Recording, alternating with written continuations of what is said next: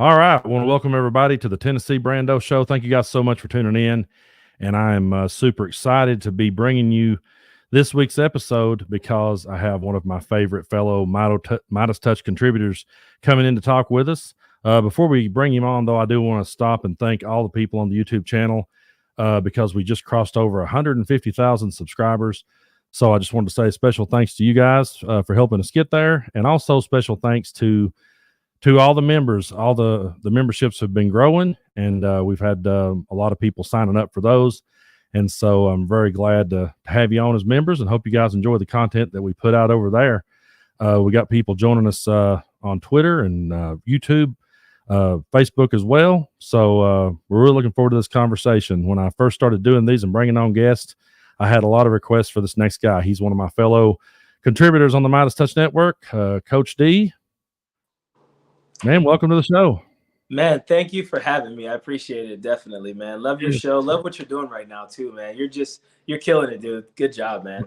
I really appreciate that. I really do. And I always enjoy your stuff. And, you and I have had a whole lot of, long-winded phone conversations. And what's funny, we'll talk forever. And then I look down at my phone when the conversation ends. I'm like, wow, we talked a long time. It's like we really do. But I always found it interesting. I always find it interesting how that guys like us gets in the position we're in now. And you told me that when you first got on the TikTok app, I believe it was, or Instagram, you weren't doing what you're doing now. You were doing something totally different. I was doing dancing videos, man. I don't even know if I should be bringing this up. I don't want anyone to go back and find any of that stuff. But I was doing dancing videos. One of my athletes got me to jump into a little dancing video with her and a couple of the athletes. We were out at a track meet, and I did that. And then that kind of just snowballed into this, family dancing videos and everything, man. So it was fun, but, kind of glad. I think my family is happy that we're not doing dance videos anymore. Yeah. And so I mean, do you remember what the first video was you did politically or social commentary wise that kind of blew up and got you on the road? Yeah, absolutely. When everything happened with George Floyd, I just wanted to get on and just say some things about it. I literally wasn't doing any type of content like that at all. I was just, dancing and everything. But, being a black man in America who had gone through some things in my life as well, I felt like I had a responsibility, to at least say something. And I basically made a video where I basically said, if my friend and I watched another one of our friends choke a guy to death, we would be accomplices to his murder, and we would all be in jail. And I said, I would like to know why these police officers aren't in jail yet. And man, and that video just blew up. And then from there, I just got a bunch of people basically requesting that I make more videos like that. They were like, we want to hear your opinion on this. And I kind of was really, hesitant to do it because I was just trying to just being a guy who was just dancing, and everything. And but so I do a dance video, and then I give my thoughts on something else. And like, I just started getting videos from people, and it just kind of became, I kind of allowed the followers to kind of dictate where I took my page. And so I ended up taking it to the point where, okay, people want to hear my voice on these important topics. I don't think I should be depriving people of that, because I do think, what we say matters. And I'm glad I did it, because I feel like we're making a difference now, Yeah, I think so. And I can relate to that a whole lot, because for the longest time I was just a guy singing songs, Yeah. And doing that same thing. And then, it was 2020. That's when, I don't know. It seemed like once we got into the pandemic, it felt like that it really caused me to look at things so much differently. I saw the world differently, viewed it. And for the first time in my life, I was more anxious to talk about the issues at hand than I was play a song. It was like one of those things. And for me, I talked about the Kyle Rittenhouse verdict and just reacted to that. I'd done a few prior to that, but nothing had really caught on. And then I reacted to the Rittenhouse verdict, and it just, that kind of the same story as you. It's like people started wanting more, and I kind of done the same thing as you. I just let them kind of dictate where I went next and just talked to, and then all of a sudden you realize, okay, well, we're in the breaking news business now, so we're going to always be busy. Yeah. I mean, it's, I always say, and I've been saying this probably for a year or so now, like at some point I'm going to run out of content, right? Yeah. no way. It's No. never going to happen. I mean, I honestly, I have this theory that a lot of these politicians who we are reacting to are starting to put things out there to be reacted to. Like, Yeah. I can't really believe that some of these people can be this ignorant. I Yeah. just, it's hard to believe, but obviously they are. And so, I was talking to my daughter about this on the way home today. We were talking about, just how people changed. And I know you and I have talked about this for a while. Mm-hmm. The way things change since, Donald Trump became president, and how some people have their blinders on. It's like nothing he can do can be wrong, And so talking to her about that, and kind of seeing the way things, kind of metastasized in America, it's just been, I don't know, it's been such a weird time. And I ran into, so I think it came up because I ran into someone in a restaurant while my daughter and I were on our way home. We stopped to get something to eat, ran into a guy I went to high school with. When we got in the car, I said, me and that guy used to be really cool. Then he said some weird stuff on Facebook about, Trumper stuff or BLM stuff, and I had to go off on him. And I said, and so we don't talk anymore. And I don't miss these people at all, and that the long-winded answer to a question you didn't ask, but yeah. No, but I totally get it. And going back to something you said, I really feel like that, George Floyd's death is one of those things. So many people I talk to have said that was a moment for them that made them start talking. You're not the first person I've heard say that. I've heard a lot of people say it. And I just remember there was an interesting time though, because I was working in a little small factory at the time, and it was, we're just me and a couple of guys in a small room. And when it very first happened, pretty much everybody there was like, and all was in agreement that it was horrific and it was terrible. It's like just for a brief moment in time, it's like everyone was saying, yeah, that sure was bullshit. And then the minute they started hearing the talking points coming in from MAGA and Fox News, it just all of a sudden it was like, well, he was a thug. He deserved it. He should have complied. It's like I watched people in real time. I watched their entire stance change in just a short period. It was like one day we were on break and they were saying one thing. They come in the next day after they've heard their favorite talking head talk about it, and suddenly they've shifted their position. And it's so, weird to me how that there is these few moments where it seems like we start to come together. And then then the media just throws the gas on the fire, and here we are, I absolutely agree with you. I cannot believe that anyone who watched that video could change courses on what they're saying. I don't care if he was on drugs. I don't care if he had, enough fentanyl in his system for 10 horses. That man's knee was on his neck for 8 minutes. Like, exactly. I don't care. I don't care if the autopsy had, even though it hasn't, I don't care if the autopsy did say he died of fentanyl poisoning. That guy's knee should have not been on his neck for 8 minutes. And exactly. One of the things that really bothered me the most about people, I remember the day when BLM riots happened, right? Or there was some unrest, right? And people were like, we were really there for you guys, but now, and I said, wait, so you saw a man murdered by a police officer and you were there for us, but then you saw someone throw a brick inside of a Target, and then all of a sudden you felt like that man deserved to die that way? Exactly. Like, I'm like, you were never there, and you were looking for an excuse not to be there. And, someone messed up a local Target, and now you feel like, well, no, I don't back that guy who was obviously murdered because I watched it. And you're right. There was a moment in there where you thought, hey, this might be a kind of a defining moment in our country where people, where the narrative shifts a little bit. And then people just went right back to their corners, man. And it just, it makes me very cynical of this country sometimes when I see people, they can't even empathize with the most blatant killing that you could ever watch live. Yeah, it truly was. And, I remember my dad's reaction to that. It was one of those moments, my dad he's 72, there's times I've heard him say things he probably shouldn't, and he would admit it, but it was one of those moments in time where my dad stopped in his tracks and was like, wait a minute, hold on. That is, this ain't right. And it didn't matter how many Target windows got busted. He's still upset over it, but it's crazy how that people, like you said, they just kind of go back to their corners. And we see that so much. It's like, something happens and we think, okay, maybe this will jar everybody's attention and get everybody on the right track. But then everybody goes back to their corner and everyone stays so divided. And then people like us gets accused of, oh, you're trying to divide us by pointing out the obvious, you know? Yeah, I made so many videos during that time. Like when people say we want to live in a world like Martin Luther King talked about, where we're not judged by the color of our skin, but by the content of our character. Hey, bro, we really want that world. Like Yeah.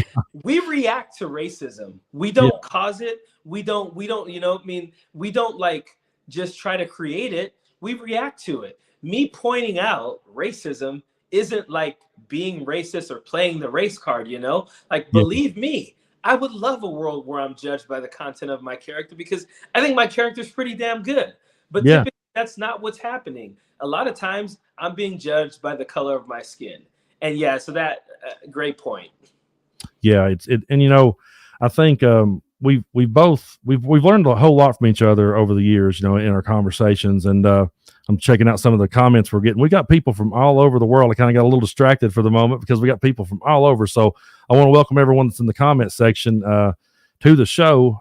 We're gaining in numbers, and the comments are pouring in now. So thank you guys for being here. But yeah, I think we've both learned so much from each other. And one thing that, you know, we've talked a whole lot about is that you've actually drew some attention from some of the black conservatives like Officer Tatum and people like that, who will accuse you of using the race card when you point it out. So Yeah, you know, it's so I think the first one was when Charlie Kirk made the video saying, you know, if I see a black pilot, you know, I'm gonna question if he's qualified. And this is their new boogie monster, right? Like if you're white and you don't get a job, it's because, you know, there's some black guy who's not qualified who has your job, you know. And there's just this plethora of black people now getting all these jobs, and white people are just not getting jobs. And we know, like, still like 99% of CEOs are white. We know that like large percentages of managers are white. So when I do this video and I say, I grew up in a small conservative, affluent, mostly white town, right? I was a really good athlete and a pretty good student and a pretty popular person. I went to my high school, one of my favorite high school teachers, my algebra teacher, and asked him for, and this is 20 years ago. I've been a professor now for 20 years. So 20 years ago, I go to him and I ask him for a letter of recommendation. He says, sure, I'll write that letter for you, Demetrius. So I go to him to get that letter of recommendation. And while he's handing it to me 20 years ago, and this is after I had already been a grade school teacher, a continuation school teacher, and a coach. And I had gotten recruited to this position because of what I had done in the coaching and teaching realm. As he's handing me the letter of recommendation, he says to me, I'm really proud of you, Demetrius. And you know, if you're getting this job because they need to fill a quota, or they need another colored person of color in that position, then hey, you know what? You're still going to be able to do great things. And that, I was floored, because I mean, not tooting my own horn, but I was a darn good coach. Like the coach at the college came to me and said, hey, I've been watching what you've done with your athletes for the last 4 years. I've watched your interactions with them. You're someone I want on my coaching staff. So I got recruited to that job because of what I had done. For him to take all of that away from me and to make it about like me getting this 20 years ago. yeah. We're talking 20 years ago. We're still dealing with this now. Yeah. And so, yeah, so Officer Tatum, you know, catches that video and he turns it into, here's this black guy who's obviously successful, who's still playing the victim, because that's their thing now. They think if they tell you that you're playing the victim, it's going to make you back away from calling out racism. Obviously, it didn't do that for me, but I've gotten a lot of attention by some of these black conservatives because I personally go after them. I have no respect for people who every day wake up and think to themselves, what can I do to denigrate people who look just like me and my mother? Like that to me is the most disrespectful. And if you go to a lot of these black conservatives pages, they only exist to say the things that racist white people don't get to say. Is it. That's why they're so popular. Yeah, I can totally see that. And one thing I noticed about I thought was very interesting because I was sitting back on the sidelines watching that when you and Officer Tatum was going back and forth. And what was very interesting to me is how that he seemed to be very complimentary of you. It's like it was as though he didn't want to necessarily, I don't know. It was weird. And we talked about how that it almost felt like he was wanting to compliment you, and you was going hard in the paint, like you was laying into him, and he's still kind of. So the reason I'm saying that is because do you think a lot of them are just doing this for the clicks and for the money, or do they really believe it? So I said that in my video. I said, because he said something about I'm trying to get clout off of him. And I said, listen, man, I have a career. Yeah. If YouTube or TikTok goes off tomorrow, I have a career. I said, your job, Charlie Kirk is your boss. You go to his, conferences to speak. You're on his payroll. So when Charlie Kirk makes a racist video and you come out to respond to it and say, well, what Charlie Kirk was really saying, that is because you're on his payroll. He pays you to do that. Yeah. And, he got a little offended by that, but you're right. He kept on saying, this guy sounds articulate. He's in shape. I mean, I said, man, my wife is listening, getting a little jealous right now, yeah. He's giving me more compliments than, anyone else. But, he's saying all these things. And then he says that he's going to debate me. I've never heard from him. I tried to send him a DM. I said, hey, you said you're going to debate me. You said you'd do it live with me and everything. That was just his thing to say. He was never going to do that. There's no way that guy would ever debate me, because there are questions that I would ask him that he can't answer, because that guy has never, not one time has he ever gotten online and said anything about something blatantly racist that has happened to someone. He's never done that. Exactly. And I've noticed that if you go to his comment section, he never calls it out, no matter how bad it gets. And if you point out that it's there, then he accuses you of using the race card and calls you the racist for pointing it out. He actually, he did the same thing to me. He made a video. I can't remember exactly what it was about, but he used me, and he was pretty much saying that I was playing the race card. But, I know what it was. It was back when the country singer Jason Aldean wrote the song, or he didn't write it, but the song Try That in a Small Town. Yeah. And I was talking about the song and how the song lyrics and the video had racial undertones. I was talking about where the video was shot, on the side of a lynching and all this. And he brings me on, and he brought on several creators to show what we were saying, but he makes a joke as he brings me on. He started to play a lady first. Then he goes, no, wait, whoa, let me let the white man go first. I'm gonna let the white man go first. And he plays me, and he sits there and makes faces and, makes his eyes get real big. And then he stops and just basically says that he actually said that I had to be sick in the head to see that video and think it had racial undertones. But to me, it was as blatant as could be. He does that with so many videos. Do you remember when the football players were on the sideline? Yeah. They were on the sideline and they were just kind of dancing, kind of, happy that they won. And there's people yelling, go back to the ghetto, go back to the ghetto, you losers, and blah, blah, blah. And I do a video pointing out that that's racism, right? Yeah. This guy literally makes a video where he says that there's no way that people can be racist because they paid for tickets. And I'm like, does this guy realize, slave owners slept with their slaves? Yeah. They were still racist. They were still horrible people. This guy finds a silver lining in every racist act he ever sees. He always finds a silver lining in it. And I gotta believe, I hope the pay is worth it for him. I really do hope it is, because the Black community does not respect it at all. Yeah. At all. It's just, you have to be, this guy wakes up every day and just thinks, how can I criticize my own community for clicks, likes, and money? Yeah. Everything. I can't respect it. Yeah, I can't either. And man, I can't imagine that.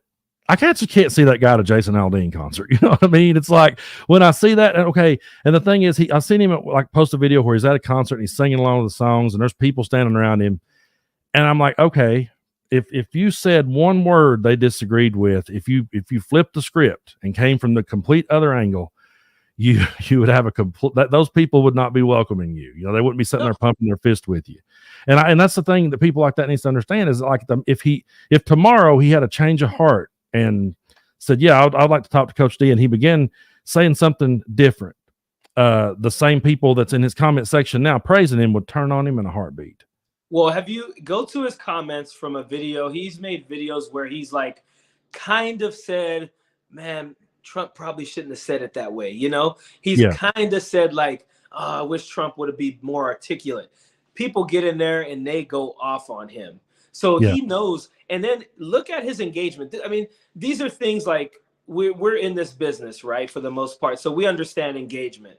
He understands engagement as well. If you look at his engagement on videos where he is not denigrating the Black community, it's way down. Him, that guy Terrence Williams, Candace Owens, when they do videos where it's not denigrating the Black community, their engagement's down. Basically, their audience is telling us, look, it's telling them, hey, you know what lane you need to be in, get back in that lane. And so what do? They go right back in that lane. If they ever, it's crazy too. They'll go kind of easy on something, you know, they'll get no engagement. They'll go hard on the Black community right after that. Because they know what butters their bread. They know what gets their views up. They know what puts money in their pocket. And it's sad. It truly is. And, you know, nowadays, you know, Trump goes ahead and he says all the quiet parts out loud, and it inspires people like that too. But when we see Trump, you know, make comments like, you know, I'm popular with the Black community now because I've got a mugshot. I mean, how could anyone hear that and not see the racism in it? I'm a 43-year-old white dude from Southeast Kentucky, East Tennessee border, you know, and I can see it. And I don't understand how that people can sit there and give him a pass for saying, yeah, you know, Black people's going to love me because I'm selling them sneakers. I mean, I never would have thought when I was a young man in high school, I never would have thought all these years later that this is where we would be. I thought there would be so much more progress made, and I never dreamed we would have a president that would be out there saying those kind of things and getting away with it. Do you know how disrespectful it is to hear someone say that people who look like me are going to like them more because they are now a criminal?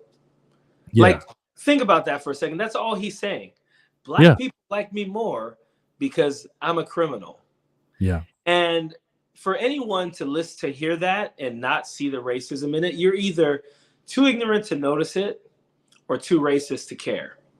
And that's really what it is. You just don't care because you agree with their racism. You think the same way. Yeah. Son, no, you're good. No, you're good. Make sure I don't know. There we go. You know, it's funny.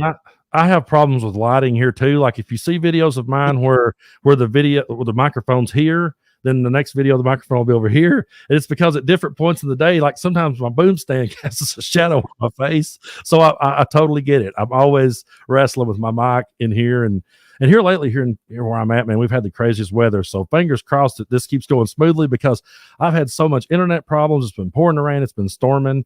One minute the sun is out, it's bright and shiny. The next minute it's really cold and windy, and then there's sleet, and we've even seen some snow. It's been absolutely crazy. So it's way more sunny. It's definitely more sunny where you're at, for sure. It's been in California. It's crazy because we've like where I live in kind of the valley. We've had a little bit of rain lately, and I mean it's frustrating because it's track season, you know, and I'm a track coach, so we want to be outside, and we're actually going to the Los Angeles area this weekend for a track meet, and I'm hearing it's going to be raining there. I'm like, wait, was it Keith Sweat who said it never rains in Southern California? Like, man, you know? Yeah. Oh, it drives me crazy. So but it is what it is. Deal with it. So you're a track coach. Have you ever had any of your students come to you and talk to you about your videos at all? You know, I've had parents see. I've had, so it's funny. I go to track practice. No one ever talks about this stuff. They remember the dance videos. A lot of them were in them and everything. Once I started doing these videos, like no one says anything. If someone does say something, like someone might say, "Oh, Coach D speaks" or something, you know, and then all of a sudden it creates this bunch of kids start going, "Hey, my mom watches you. Oh, my dad, they love you." Blah blah blah, you know. And it's funny though. So every every week I have to go into our business department to clear checks for, like, we have meal money and stuff like that for track meets. And one of the administrative assistants in there, she goes, I cannot believe how long you've been doing these videos. My husband sends me videos of you all the time. I had no idea it was you. I literally go and to this lady every day, give her receipts. She types them into a 10 key or whatever, and clears all my receipts and everything. And she's like, I'm watching it closely, because you send each other videos all the time. Sometimes you don't watch it and everything. She's like, I'm watching it closely, and I'm like, that's our track coach, And so between that and a couple of kids saying my parents love you or whatever, and then I had another parent who I knew their family was pretty conservative. She comes to me and she said, hey, I came across some of your videos, and she's like, really opened my eyes to a couple of things. She's like, she basically said, I really respect you as a person, and I know that how you are to our athletes. I've been a teacher and coach in my community now for about 25 years. So people have entrusted their kids with me for years. They're student athletes with me. I've tutored them. I've given them rides home. I've helped get groceries for them. I've done a lot of things. So I think people who maybe come across my stuff and who otherwise wouldn't agree with my stance on things, they've basically said to me, man, I respect you as a person, so I know you wouldn't be saying anything that you didn't, think was true or didn't fact check and stuff like that. So thanks for opening my eyes to it. And even people who I know just completely disagree with me have respectfully tried to engage me in conversation. And there's been other people who just don't say anything to me, and I expect that's because they're just like, I heard you call us MAGA heads or whatever or something, and so they're just like, I'm not dealing with that guy or whatever. But for the most part, it's been fine, And I just, I tell my athletes, hey, if they ever say, because I've had athletes say, hey, coach, you're pretty smart about politics. What do you think I should do about, the next election? I always tell them, do your own research, man. Really look into things and let your morals be your guide in whatever decisions you make. And that's all I ever tell them. I'm like, I'm not going to give you any information on any politician. That's not what I'm here for. I'm here to be your coach, your professor, your mentor. And I never want anyone to think that I'm using my platform to try and influence these kids in any type of way, even though I am at a college, so there's a little bit more, free speech and the ability to do that. But yeah, it's been pretty good, actually. Yeah. And you said, you tell people to let their morals be their guide. But here we are now with Trump as like this face of the evangelical movement. And here we are as people on the opposite side of the aisle from them politically. And we're saying to people, use your morals as your guide. And they have no morals at all. They've thrown them all out the window. And I think we've talked about this before, and that's why I wanted to bring it up on the show, is like the ones that really causes us to scratch our head the most is the ones who otherwise are really good people and will be really good to you, to your face, give you the shirt off their back, and then get on social media and just post the most hateful rhetoric. And it's like, how is that possible? I don't get it. Yeah. You and I talked about this at length, and we both have people in our lives that we see their stuff on social media, then we see them in person, and you're right. They just, it's like they have this, it's almost like a keyboard warrior, bravado about them that they're able to do online. But, I'll go as far as to saying, like, a lot of them are people who would give you the shirt off their back. A lot of them are people who outside of the things that they write on social media are compassionate people. Yeah. Are people who raise their kids well. Are people who would I've had people in my life that I've said to them straight up, if someone said that about my daughter, would you feel the same way about something like Trump said? And they go, oh, no, no way, man. Okay, then why are you okay with it then? I think Adam Mockler or one of those guys, maybe the Masterson, those guys who do those great videos. One of them asked someone, they're like, oh, it's locker room talking. They're like, oh, does your husband talk like that? Oh, no, my husband doesn't talk like that. Do you have any sons? They talk like that? Oh, no, they don't talk like that. Yeah. Who in your life talks like that then? And I'm not going to say that like men haven't said things in locker rooms and stuff. But first of all, we're talking about a guy who was like 50 at the time. He wasn't Yeah. in the locker room, and it wasn't locker room Exactly. talk. He was talking about things he had actually done, which Yeah. is sexual assault. Like that, Yeah. I think people gloss over that, but the things he said is textbook definition of sexual assault. Oh yeah. And saying it's locker room talk. No, he said he did those things, and we have women who are on record saying he did that to me, and Yeah. people are like, "Oh no, that's no way, he didn't do that." Yeah. It's weird time.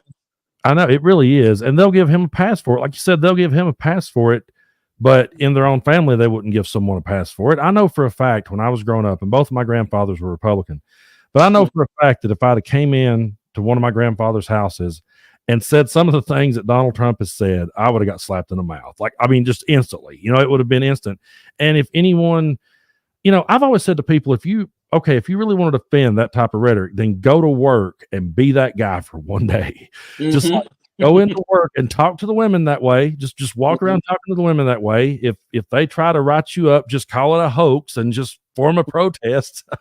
I mean, if you tried his act on for size in any job in America, you'd be fired in 5 minutes. Absolutely. Yet they want to hand him over and let him be the leader of the free world. Like, it makes no sense to me. Yeah, they would definitely be fired. And you're right. I've said that. I mean, I have some people in my life that I was pretty close with, that I am pretty close with for the most part still, and they've excused that rhetoric as well. And we've said to them, there's no way if I walked in here and said that to, one of the ladies here at one of our family gatherings, the men would jump on me. Like, no one would allow it. No one would stand for that. They would say, stop it. And remember when the Republican Party used to actually claim they were the family values party? Yeah. Try now calling someone out and saying, Trump's not even an evangelical. He doesn't go to church. You know what they say now? We're not trying to elect an altar boy. We're trying to elect the president. Exactly. They never said that back in the past. No. They literally abandoned even being called the family values party. They don't care about that anymore. They don't care about being considered the Christian family values party. They're over it. They're just like, in Trump we trust, period. I think a lot of that had to do with too is that their hypocrisy was so blatant. It was low hanging fruit for guys like us. We could literally grab it and point it and say, "Hey, this is hypocrisy." And I think they just kind of reached this point. And I've heard so many people around where I'm from go, "Well, yeah, I mean, I know I'm a hypocrite. I'm not perfect, but I believe in Christ, Jesus, or whatever." And they just go on with themselves. And it's like you said, they've just left that in the dust. I remember having a conversation years ago it was in the 90s when Clinton was in office. I was having a conversation with a family member, and they were telling me how immoral Bill Clinton was. He was just such a bad example, and he cheated on his wife, and how awful that was. And I mean, they just really raked him over the coals for it. And was like, we have to have a man that has morals and values and will set great examples for our kids and blah, blah, blah. That same family member, years later, I'm having a conversation with them, and I reminded them that they said that. I was like, you said this about Clinton back then, so now why are you giving Trump a pass? And they came back and said, well, the Lord called King David and the Lord called the Apostle Paul, and they were living in sin. And I'm like, you would have never said that about Bill Clinton in the 90s. There's no way you would have said that. But they found a way to flip the script and throw it back at us. And that's the stuff that keeps me scratching my head and going, dang, like, how can you reason with people like this? You and me both, man. You and me both. I literally say this often, and I think historians, all type of scientists will study this era. And they will be like, what happened during that time? But what I'm starting to see, though, I'm starting to see a little bit of the tide. So you probably remember QAnon and everything, right? You probably can't find some of your friends that you thought were pretty normal that fell into the QAnon stuff. A lot of them are trying to distance themselves from that, like they never were a part of that. I have DMs right now from people who were like, hey man, you seem like a pretty smart guy. You ever look into QAnon? And they'll send me something, and the first time I ever read it, I literally read the first line and I said, there's some BS, right? Like, this is crazy stuff, right? A lot of those people now pretend they weren't QAnon. I have a feeling we're going to have that same thing happen with MAGAs. I think there's going to be a time where people are going to be like, I wasn't into that. I kind of like the guy. I voted for him because I wanted my taxes lower or whatever. I think people are going to get to a point where they're going to be like, you know what? I kind of was in the cult. I think they're going to realize that because, like we've said this, some of these people we consider intelligent people. And I mean, there are doctors, lawyers, judges, teachers, professors, babysitters, there are people who have, years and years of education, of job experience, who have all fallen into this. And it really makes me think of, that Warren Jeffs documentary that's out there. Like, that guy was in prison and there were still people in prison for the horrible things he did to kids. And there were still people worshiping him and following him and like sending him things and all of that. So I feel like it's just, once you have been taken over by this, once you have your blinders on and all you see is greatness in these humans that you've made deities, I think it just doesn't change. I think it's just something that you do. And until, like Hillary got a lot of flack for saying these people need deprogramming, but she's absolutely right. She really is. And she was in hindsight, she was right about so much. And that's one of the things that I've had private messages from people who, back in 2016 argue with me, and I'll be honest with you, Hillary Clinton wasn't my first choice for the Democratic nominee. I was pulling for Bernie. And, there was a whole lot of people got really upset. And I remember people saying things to the nature of, just let him burn it down, just let him burn the whole thing down and we'll rebuild or whatever. And I was like, dude, you don't realize what's going to happen here. If the Supreme Court gets stacked, we're going to see rights taken away. They could overturn Roe versus Wade. You're trying to point all those things out.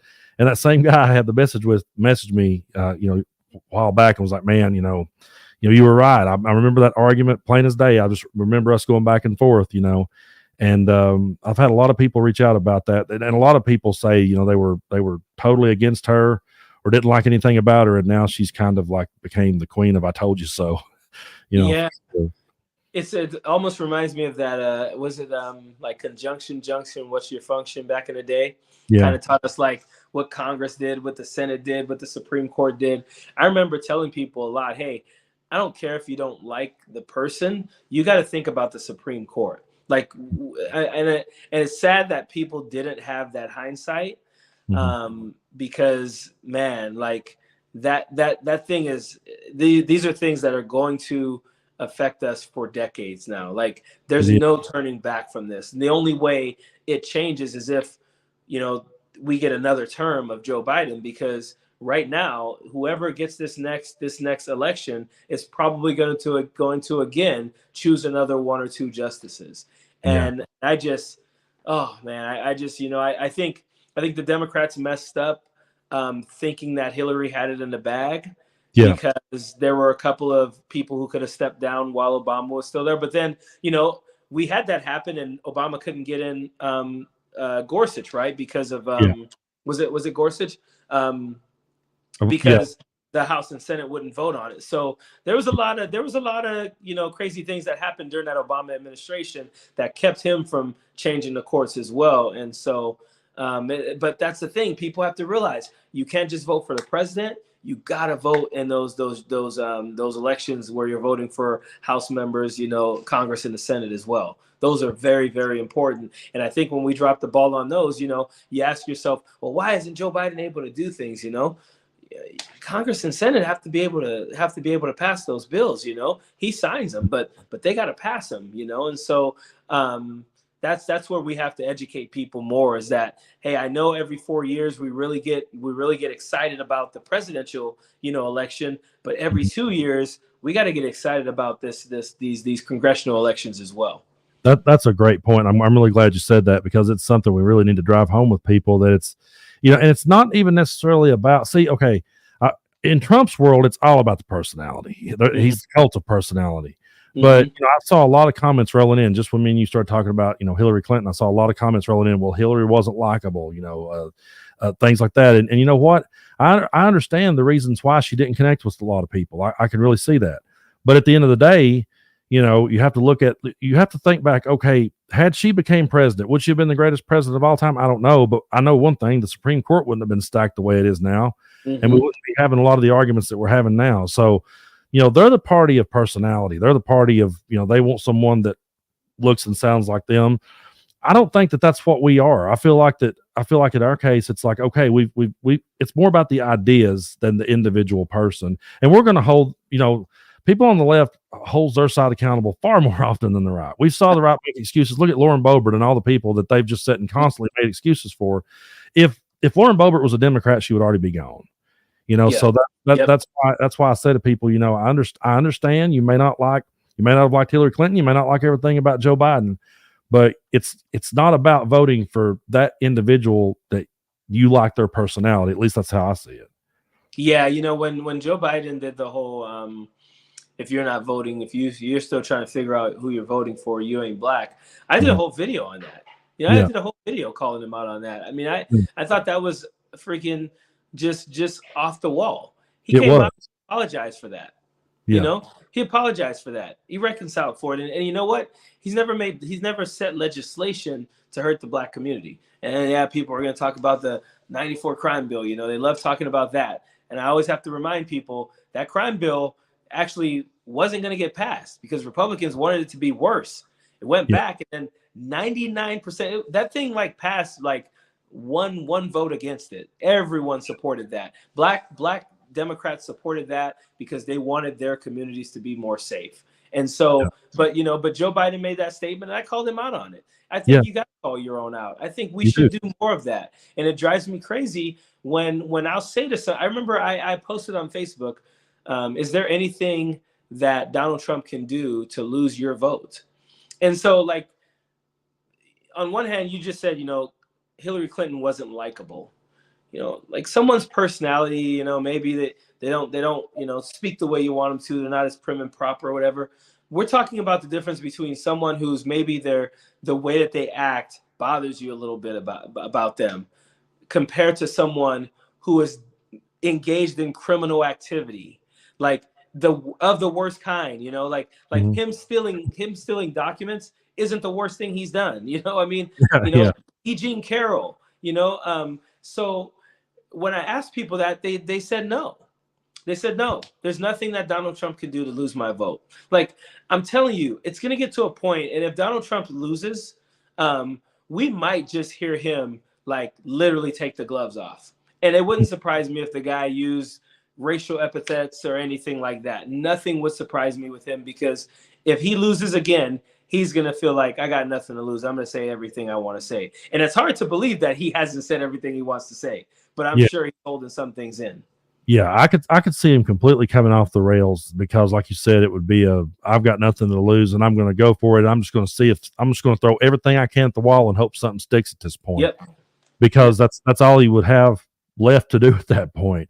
And the thing is, I've asked this question to so many people, but do you think we will ever get back to a time where we have an election, and when it's over, the winner comes out and gives the victory speech, and the loser comes out and concedes and wishes the other one well? That's been our way for so many years. And I just feel like that. My question is, are we ever going to see that again? No. Look at the way the lack of maturity in our government right now. I mean, think about the State of the Union and the way that Marjorie Taylor Greene just yelled out stuff and spoke over the president. I mean, go back to State of the Unions. People just sat there and they maybe didn't clap or disagreed, but I mean, you go back to when I think it was Roberts who yelled "You lie" to Barack Obama. I feel like it started from there. I feel like and this year it was a joke. If I were president, if I were Joe Biden for the next State of the Union, I wouldn't even have them there, or I'd do it just online, because these people, they're juveniles, and that's an insult to juveniles. But what I watched, I was like, this is not how adults act. I know. They wouldn't want their kids acting like that in the classroom. Yet they do this at the State of the Union address. You guys get a chance to have your rebuttal. You get a chance to post your video of your rebuttal of the State of the Union or your alternative to the State of the Union. you don't get to just sit there and be as disrespectful as I watched them be during that State of the Union. Yeah. So no, I think we're just going to get worse. Yeah. These people are not mature, and we keep electing these people who are not mature and don't care about anything. I mean, have you seen like the Twitter feeds of Lauren Boebert, Marjorie Taylor Greene? It is just nothing but hyperbole. How can I get clicks? How can I get likes? Like, I think they're making like side money on these things. These people they're not mature. They're not responsible. I don't see it becoming any more civil. Yeah, I don't either. And it just to see the way Marjorie Taylor Greene was dressed, it almost comes off like a WWE event, like they're trying to just, I don't know, create this show. And you're a track coach, you're a professor. If you had an event at a school, okay, and let's say the principal was talking, and the principal was addressing was addressing the school, and a kid showed up dressed in protest, and this kid began to heckle the principal, he or she would be escorted out. In any other world, if you had a company party and you had one coworker that had one too many and just decided to jump up and start saying some stuff, he or she would be shut down. And like you said, we're at the State of the Union address. The President of the United States is speaking, and there was a time, like you said, where some people may have sat there. I remember years ago, when Bush was president, you would see certain Democrats just not clapping, and when Obama was president, you'd see certain Republicans just not clapping. But like you said, when the guy yelled at Obama, you lie, that was kind of the moment where they was like, hey, it's almost, to me, Marjorie Taylor Greene just seems like she tries to one up herself every time. And this last time was like she was really going for it, getting her costume on and just, really going for it. And it's crazy that we live in a world where that type of rhetoric in any other environment would be shut down, but it's allowed there. Yeah, I mean, Marjorie Taylor Greene is just I'm running out of adjectives for her. Did you see the video she posted recently? Meidas Touch posted it. She's got this like weird lighting over her while she's during her CrossFit workout and stuff, and it's like she's posting this, and she says something about the Holy Spirit and stuff. Like, Marjorie, you're the farthest away. Like, these people throw this like religious cloak over themselves, and they're not living that life at all, and they want to like tell us that we're going to hell and everything. When Marjorie, we see your life, we see that you and the guy from Newsmax left your families for each other. We see you doing this stuff. Like, we can't respect that, and then you're posting these videos. It's so hard, and it's hard to explain. Like, if you were trying to explain to another country what these legislators we have in America are, they would be like, there's no way you got to be talking about children right now. That's what we have. It truly is, man. I want to appreciate, I thank you so much for coming on the show. We got about 10 minutes left, and what I normally do during this section here is I usually turn it over to questions from the listeners. So if anyone out there has a question for Coach D, let us know and I'll bring it up on the screen. But yeah, man, we're in different times, and it's a hell of a time to be alive. It really is. It is, man. I'm telling you, it is a hell of a time to be alive, and sometimes that's a good thing. Sometimes it's a bad thing. Me maybe turning the tables here and asking you a question, but I know this question comes to me a lot. Like, people ask me, man, how do you deal with, you're reacting to some pretty horrible stuff on the daily. How do you deal with that? How do you keep yourself, like grounded and stress-free, and I always think, man, like, you guys don't understand, man. I have an awesome family, and when I turn this phone off or turn the camera off, man, I just try to put my focus into that, and I try not to worry about it too much, but same with you. I mean, you wake up in the morning and you're looking at videos and everything, and you're reacting to them. Like, how do you keep yourself just like stress-free when such horrible things are going on? Yeah, well, I've had to change my perspective on how I looked at it, and I've had to look at it almost like it's time to make the donuts. It's like okay, I'm going to wake up, I'm going to see what's going on in the world, I'm going to react to it, I'm going to talk about it, and when I turn my phone off and I walk away, I'm going to sit down in a recliner and play some WWE 2-4 with my little boy, and we're just going to sit there and just do that, or we're going to watch something. I will watch the most ridiculous stuff, man. Like when I'm on Instagram, I'm just watching people falling down on skateboards and just it's like okay, I wake up, I talk about the world burning down, I watch some dude crash and burn on a skateboard to try to declutter my brain. I'm sorry for the guy on the skateboard, but it's just like, and like you said, I kind of, I just lean on my family, and we've even talked, because sometimes, my family's always talked politics. So me and my mom, have tried to say lately, hey, let's you're having to do this all the time now. So let's find other things to talk about when we're, making the hot dogs, Good idea. But yeah, if anyone out there has a question, we got a few more minutes left. If anyone has a question out there for Coach D, let us know, or just ask us anything, throw anything at us you want to. We've had a good show here tonight. I really appreciate you coming on. And yeah. It's funny you said time to make the donuts, man.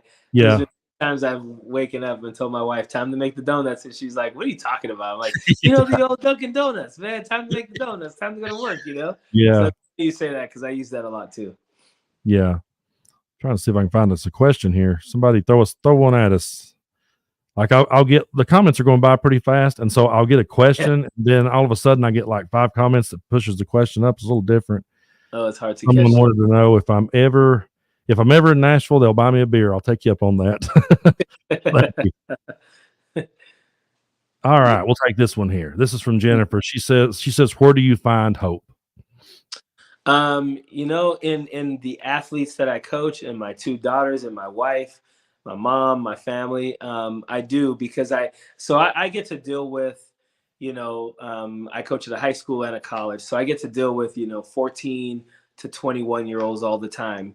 And I find hope in them because I've been able, I've been fortunate enough to watch a lot of them go from, maybe having a hard time to like very professional people now. So I find hope in the people around me, as much as it's a little depressing to like read some of the things we read and react to some of the things we react to. I love life. I love the athletes that I get to be around every day. And that's where I find hope. Oh yeah. Me too. I find it a lot in my family and my kids. And, and I just hope that, as the thing is, like, our grandfathers, we don't have videos of them, I don't have any videos of my grandfathers and what they had to say. It may be for the best, but nowadays, once we're long gone, man, this stuff's going to be hanging around that we've sat here and done. And I hope that people out there, listens to it. And to me, it's like years from now, when the dust has settled from all of this, it's kind of like, I feel like we'll be on the right side of history. And so just kind of knowing that we'll be on the right side of history definitely makes me feel better. This person here wants to know, I guess this was more for me, but wants to know, do I think that Gloria Johnson in Tennessee will be able to unseat Marsha Blackburn? Well, I have got to meet and talk with Gloria, and she's a wonderful person, and she's was part of the Tennessee Three along with Justin Jones and Pearson, and that's when she really kind of started rising to national fame. But I can tell you from just sitting and talking with her for an hour, like I have Coach D here, she's a wonderful person with a lot of great ideas. We've got a lot of work to do here in Tennessee. I mean, we really do. And I don't know if, I'm right in the Bible Belt. So a lot of times it's hard for me to have hope because I'm just like right in the eye of the hurricane. But talking to Gloria, she's out there and she's seeing a much broader spectrum in Tennessee. And she's told me that there is a movement on the rise and there's people starting to come around. And so hopefully we'll see Tennessee start to change. And I definitely want to see Gloria take her seat. And I'm going to take this question here because I get this question a lot. And I want to hear your reaction to it. Coach D, will you ever run for any office? Man, I do get this a lot. And honestly, I feel like it taints you. I've been asked, I've been actually approached by people in my town. I have a friend who's heavily involved in politics in the Bay Area who hit me up and said, man, there's people talking about you. They've seen your videos. They've seen what you do. They know you're a professional. I don't know. I always say no because I feel like it taints you. I feel like I actually affect more change with the videos I do as a coach, as a professor. I don't know if being a politician is for me, but I've definitely thought about it a lot. I've thought about it a lot because I want to make a difference so bad. So if ever I get to a point where I think these videos aren't enough, Yeah, I'll probably start to run for something. I'll probably run for office. that's a great answer. I want to take this last question here. Let's see if I can get it. This is from Lenny. Do you think 2028 will be a normal election? No. Here's why. I don't think we'll ever go back to normal people. I think if you look at the last cast of candidates that were running, for the Republican nominee, in which none of them were really running for the Republican nominee, but Vivek Ramaswamy was literally just Trump 2.0. Like, he wasn't trying to tone down the rhetoric. So when you see the people that are running now, not trying to tone down the rhetoric, not saying, hey, we need to be more united. When you see them doubling down on the things that Donald Trump has said, doubling down on the wokeisms and the DEI and critical race theory type of things, it doesn't make me feel like, I just feel like we have continually gotten worse.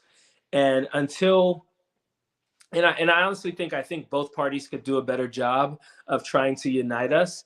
And so until we get a president that is a uniting type of president that just kind of takes the arrows and says, you know what, and I think Joe Biden does this in a lot of ways, but I think that some of the other Democrats surrounding him sometimes aren't that way. And so I don't know. Obviously, I think the Democratic Party is way more moral, way more fair, argues good faith a lot more.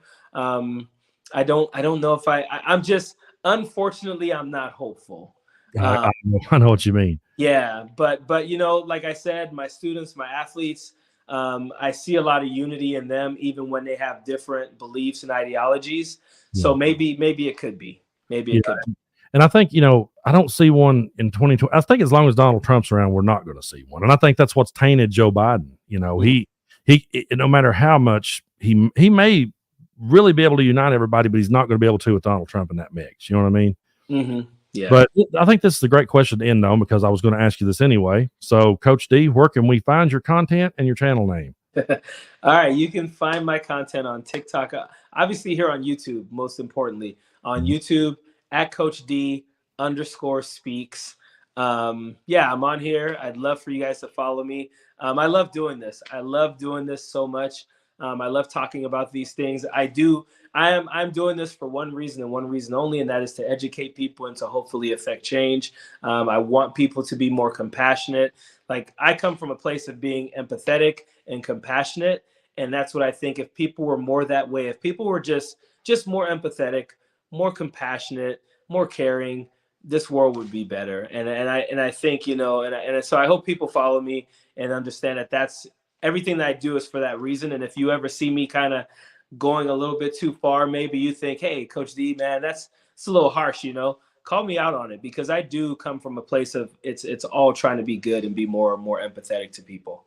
Yeah, that's great, man. I really appreciate you coming on. It's always a great conversation. I'm sure we'll do this again. I saw that question go by as well. Are you going to do it again? We absolutely will in the future. So you're welcome here anytime, man. And everybody go subscribe to his channel. It's at Coach D _speaks. So be sure to check him out. And Coach, thank you so much for being here. Thank you for having me, man. I appreciate you. And as always, dude, love your content, man. You're killing it. You do such a great job, and I appreciate it. All right. I truly appreciate you, man. Catch you later. Bye.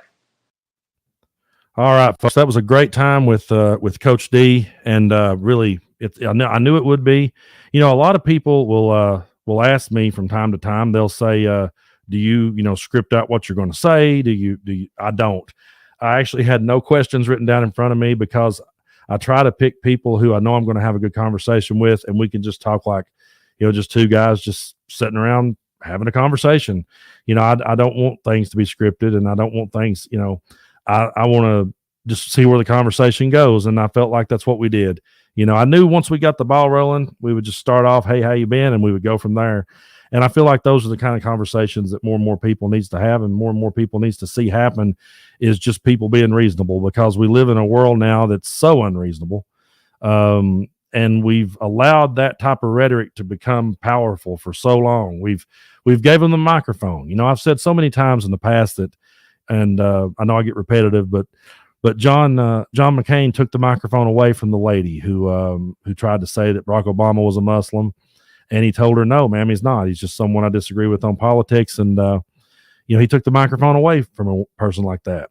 Donald Trump handed him the microphone and cranked the amplifier up on 11, and we can't normalize that type of behavior. We have to keep calling it out at all costs, whether it, no matter what it costs us. If it costs us a friendship or a person don't want to download one of my songs no more, so be it. We gotta stay on the right track, and that's why that I want to talk to folks like Coach D, because I know the minute we start talking, we're going to have a good conversation. It's going to be reasonable, and people are going to hear that, and that's what we need more than ever these days, is just people being reasonable and having conversations. And if you'll notice at the end, Coach D said, hey, if I say something that you disagree with or you don't like what I said, call me out. That's the kind of people we are. And I've said that to my listeners, call me out if you don't like something I say. And I've had listeners reach out and call me out and say, hey, I didn't like what you said.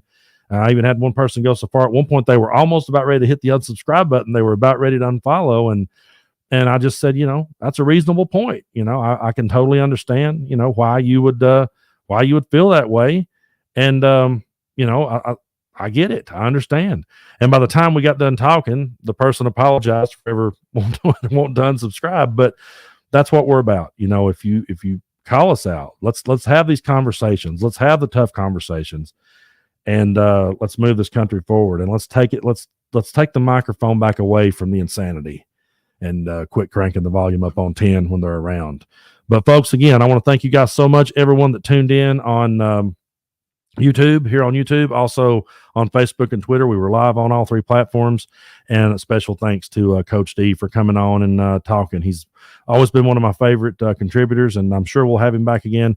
We normally do these shows on a Friday or a Saturday, but me and the coach was not able to make that work, and that's why we landed on this oddball Thursday. But we'll be back in the saddle again, and so you guys just keep tuning in, and we'll keep telling you the truth. Thank y'all so much.